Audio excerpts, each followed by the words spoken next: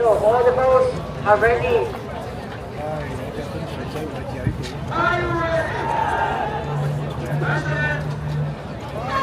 Alright, let's get started. We have lane 1, Spanish Dragon, Hong Kong. Lane 2, we have Wave Runner.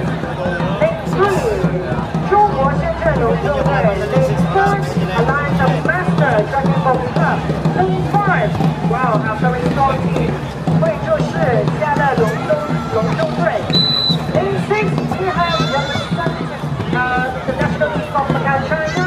Lane 7, Guangzhou International Dragon Boat Team. Lane 8, the Sloth Dragon Boating Club. And Lane 9, Oyster One Dragon, CA USA. While we see the time of the frequency of very fast, getting faster and faster, especially for the lane 3. 見到第3線中國深圳龍舟隊咧，暫時喺頭嘅位置。But also we can focus on lane 6. The team from Macau, China also secure the first 2 places.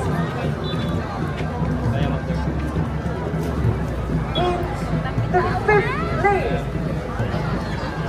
Team from Guangzhou are now at the 3rd or 4th place. Alright, ladies and gentlemen, here comes to the halfway.